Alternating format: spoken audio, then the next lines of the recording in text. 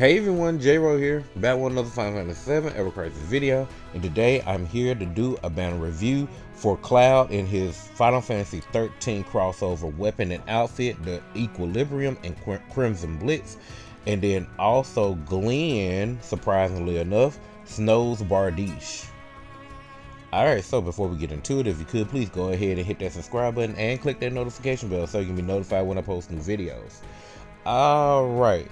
So we're gonna get into the banner here pretty quickly, but before I do that, some housekeeping things.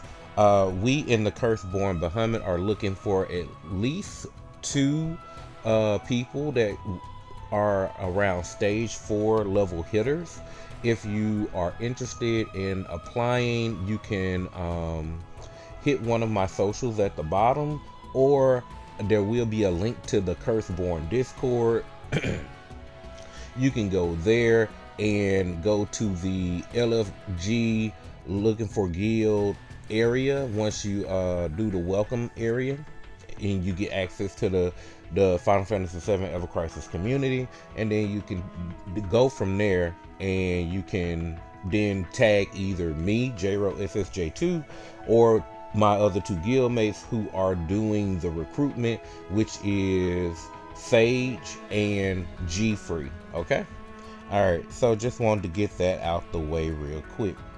Alright, so now let's go ahead and jump in. We are looking at Cloud here. We just got a quick look at his animation. Now let's look at Glenn's animation. Alright, simple. Alright, now let's go ahead and jump in and start off by checking out the Equilibrium outfit. Let's see, this is Tryon, alright? And yes, this is Final Fantasy XIII 3's Equilibrium outfit. It doesn't look as good on Cloud as it does Lightning. Cloud is 100% clothed. I don't think he has an outfit where both sleeves are 100% clothed, like all the way down. He got full sleeves, full everything. Even Lightning shows a little skin. I mean, normally Cloud only has one arm covered up, but he has both arms fully covered. But overall, I like the outfit. I like the concept of how they converted the Lightning outfit from Final Fantasy XIII 3, or should we call it Lightning Returns. I do like the fact that it is the Crimson Blitz and its Crimson shield. Looks really good. I really like how they did it with Cloud. Basically a good 9 out of 10. Let me know what you think of it in the comment section. Alright, so now let's go ahead and get into what this outfit does for us. It gives us boost attack all allies, 15 points. So physical magical attack 20, and then 7% on top of that. Alright, and then Savior's Creed. It gives all allies HP 15%. That's pretty good. When the attack command gauge is at max, physical and magic ability damage for himself is up by 20%. So basically ability potency 20% when the command gauge is full, and then on physical magical defense goes up 20%. So this isn't going to be a major DPSing outfit. So that means it's not a major DPSing weapon. I don't know what this thing is with Cloud being like a huge main DPS, but then at the same time he's like a huge support at the same time. It's crazy. Alright, now let's go ahead and find out what the Crimson Blitz is all about. We're looking at it at 5-star. It is a 3 ATB move, that's good, called Lightning Rush. It deals 430% magic non-elemental damage to a single enemy. It does apply ice weakness. Okay, so we now have another way to do ice weakness for a duration of 30 seconds, extension 10 seconds, and cannot be applied, of course, to targets that are already ice weak or resistant to ice. And then when range HP is 50% or more, ice damage bonus will be 20%, and for all allies, duration 30 seconds. Okay, not bad. And the R abilities are attack and ice potency. The Materia slots are physical attack, magic attack, and circle sigil boost. Okay, not bad. Let's take a look at it at OB1 right quick. Goes up to 520% magic non-elemental damage. The ice weakness still is 20%. Duration goes up to 40 seconds from 30 seconds. And then the conditionary 50% is still the same for the ice damage bonus. And then the damage percentage is still 20%, but the duration is now 40 seconds. The attack is going to be 32 over ice potency 24. Sorry. All right. Now looking at OB6, we're looking at 670% magic non-elemental damage. The ice weakness goes up to 30% from 20%, and then the duration is 50 seconds. And then condition is still 50%. And then the ice ability bonus damage is going to be 25% versus 20% for 50 seconds. Okay. The R abilities are attack 40 and ice potency 40. Alright, looking at OB10, we are looking at pack attack 616, mac attack 672, heal 212. We're dealing a whopping 800% magic non-elemental damage to, and then also doing ice weakness of 30%. So the ice weakness maxed out at OB6. Then the duration is then 60 seconds with an extension of 20 seconds. And then condition is still 50% or more for ice damage bonus. And then dealing 30% versus 25%. And duration is 60 seconds. Okay. And the R abilities are attack 46 over ice potency 56. That's nice. That's really nice. Alright, so how do I feel about this weapon? Number one, I feel as though the weapon is good at OB6. Number two, let's talk about the ice weakness ability. The ice weakness ability is good. If you watched my video that I recently put out with water weakness from Angia on basement B5, this kind of gives you an idea. There's the only other ice weakness we have in the game is Vincent's Gun of the Worthy, and it is 120 seconds, and then it also is a condition first use. So the difference between Gun of the Worthy and Cloud's weapon here, the Crimson Blitz, will be is that Cloud will be able to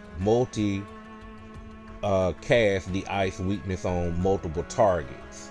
For instance, let's say I want to go into, I don't know, I know Ifrit Bahamut would be a good candidate, but Ifrit is already weak to ice.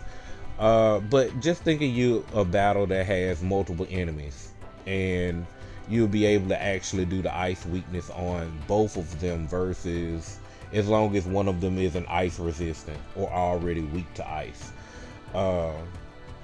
Whereas when you have the Gun of the Worthy, you only get that one time use, and you got that 120 seconds to work with it. So there's that. But with Cloud, you also are getting that ice damage bonus for the team. So with this would be pretty good in both a physical or magic based team, because you could bring this along with, let's say, physical ice Cloud, make his, with Stream Saber, bring this weapon as a secondary instead of bringing the fusion sword.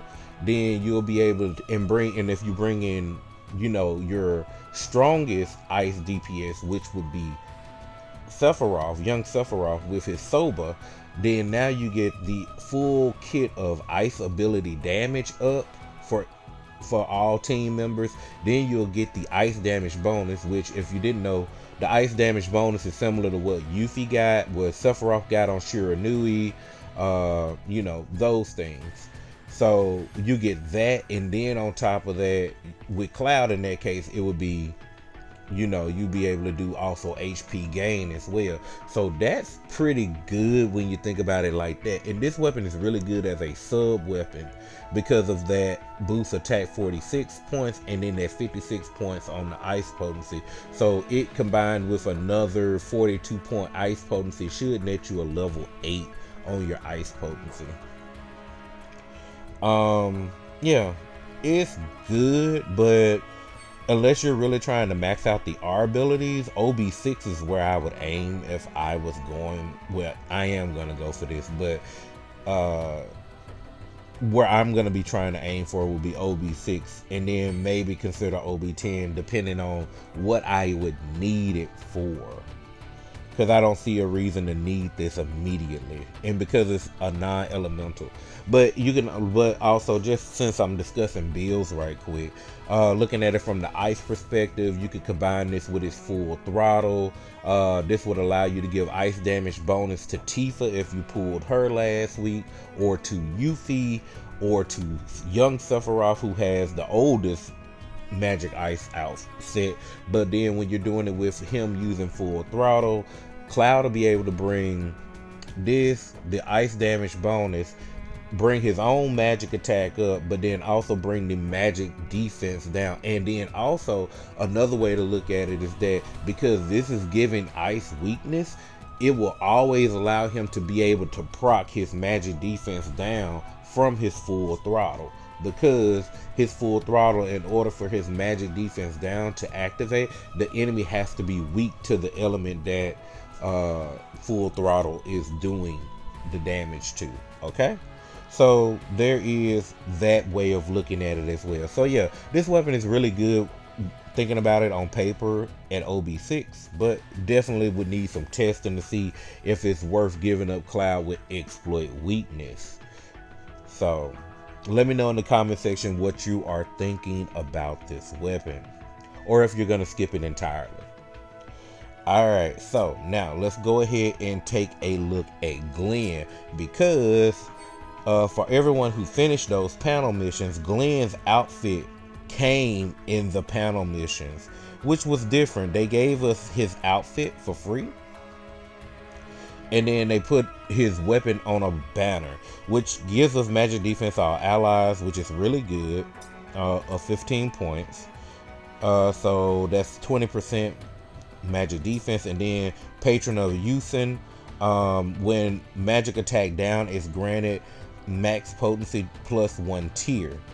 And then he also gains resistances of 10% to all elements. So that's really good, actually. Like, that's a really good outfit. And when I first read the outfit, I was like, no way they gave that us for free. But they gave it to us for free because they gave us his limited weapon on the banner. So let's get into it. It is called Snow's Bardiche. It is a 4 ATB ice DPSing weapon that is magic ice on a single target. It does give enfeeble. So now we have another tank, a tank that can do enfeeble. Magic attack is decreased just like it would be noted from his outfit. Low, maximum mid for a duration of 16 seconds. And then when his HP is 70% or more, magic defense is increased for the team. Low, maximum mid. So not bad. Magic attack down, but so this is like a single target Crimson Staff, but it also does enfeeble. So where Crimson Staff is AoE from Aerith is AoE, this weapon will do just for one enemy, but then also will give them enfeeble as well. So that's really good, actually. The R abilities are HP over magic defense, and we're looking at double magic attack and X sigil boost 1. Okay, let's go ahead and look at it at OB1. We're looking at 590 magic ice damage. The enfeeble is a duration of 30 seconds. The magic attack is still potency low for 20 seconds, maximum mid, and then the magic defense is low, maximum mid, 20 seconds. The R abilities are HP 42 over M def 18. Okay, not bad. Looking at it at OB6, you're looking at 760% magic ice damage. The enfeeble lasts for 45 seconds. The magic attack goes from potency mid to high for 25 seconds and mid to high for the magic defense, all allies, for 25 seconds. The R abilities will be 54 HP, magic defense 30.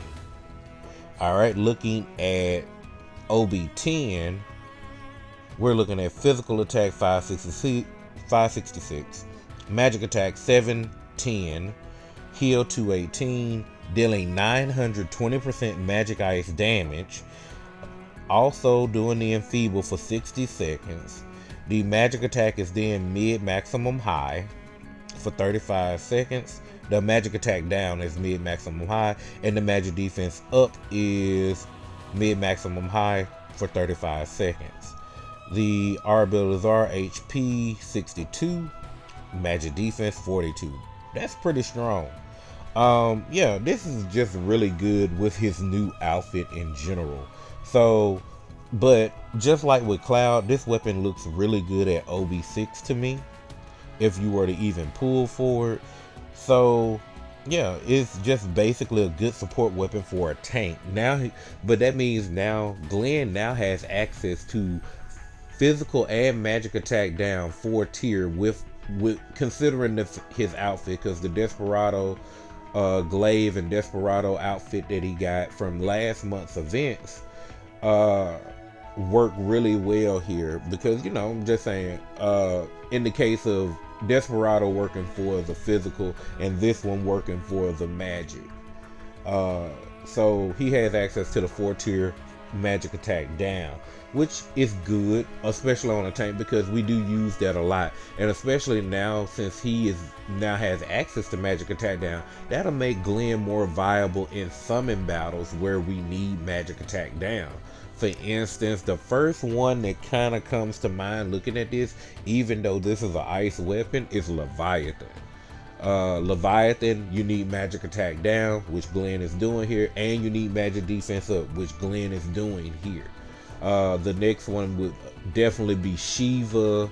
Just like I said, thinking of things off the top of my head, Shiva, Bahamut, definitely. This combined with Cloud and Sephiroth would be kind of amazing to see, honestly. Maybe that'll be a video coming up real soon. But yeah, let's see, who's the other magic base that I am not thinking about? I'm not thinking about Ifrit, Shiva, Remu. Remu is magic base. Yeah, you can use this against Remu because his attacks are mostly magic. You need to lower his magic attack, and we need magic defense up. So yeah, there's 4 summons that you can, 3 summons you can actually use this. No, 4 summons you can use this against. So yeah, this is a pretty good weapon overall, like I said, but definitely worth the OB6. You're pushing it at the OB10. Alright, well, let me know down in the comment section what you think of this as well. Okay, so before we wrap up here, let's go ahead and take a look at the stamp card, just to get an idea of what we're looking like when we get ready to pull. Alright, so we have the outfit on stamp 12. We have the 2 copies on page 1 like normal. Then we have 3 copies on page 2 at stamps 4, 8, and 12 like normal. And then on page 3 we have the 1 copy on page on the 6th stamp. Well, that's not that impressive. So stamp card is normal. There's nothing else to really say about that. One other thing to note is that Angeal's weapon from his little mummified weapon, what's that weapon called? Sheath. Here it is. The Ghost Instance is now able to be wishlist now, so that makes all the weapons from last month now wishlistable, meaning that once you get them all to OB2, remember that once you get these weapons to OB2, you do get the rousing medals, which you can use to boost up your rousing, whichever rousing wizard staff or arc sword, whichever one you decided you were going to work on. All right, I think that just about covers everything here. I'll just remind you once again that we in the Curseborn Bahamut are looking for candidates for about 2 candidates that are stage 4 hitters or higher. Like I said, I'll leave a link to the Curseborn Discord down below. You can then go into the looking for guild area and post there, and G-Free or Sage will get with you. Or if you want to directly get in contact with me, I have my socials down below also, or you can just always just message me and I'll forward you to G-Free and Sage as well. All right. Well, with that being said, I want to wish everyone the best of luck. If you do decide to go in on this banner, let me know down in the comment section what you are going to decide to do. If you're going to go ahead and pull, if you're going to wait. I don't know what the dungeon ranking is going to hold. There should be a video for that coming out in the next few days as well, once I get a chance to sit down and lab it out. Okay? All right. Well, I want to thank everyone for watching the video. I hope you found it enjoyable or useful. If you did, remember to leave a like on the video, leave a comment down below, subscribe to the channel for more Final Fantasy VII Ever Crisis content, click the notification bell so you can be notified when I post their content, and with that, I'll see you in the next one. Later!